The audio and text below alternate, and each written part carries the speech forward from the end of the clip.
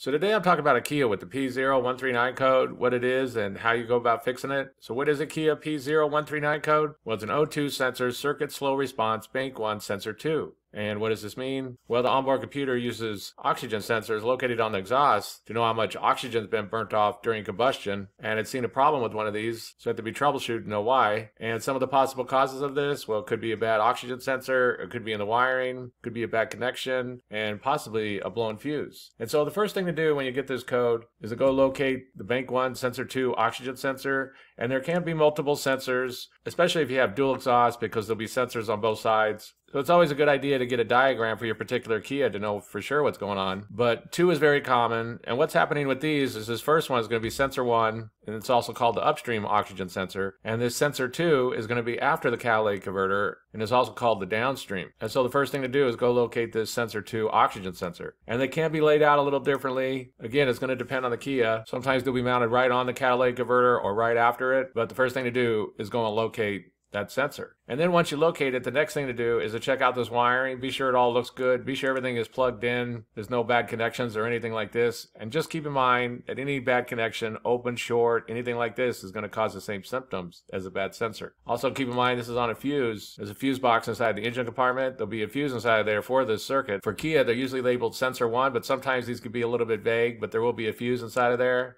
So for example, here, sensor 1, downstream O2 sensor, upstream O2 sensor is right here. If that blows, then the circuit will be having a problem. So that's something to check or keep in mind. And so once you check that out, if the wiring all looks good, there's no blown fuses or anything like that, then very likely this sensor just has gone bad. It just needs to be replaced. One thing to keep in mind with these is that they do require a special tool sometimes to get back in. It really will depend on what type of tools you have. If you have a deep well socket, you could cut this wire and get on it and get it out and then put it back in with an open-end wrench.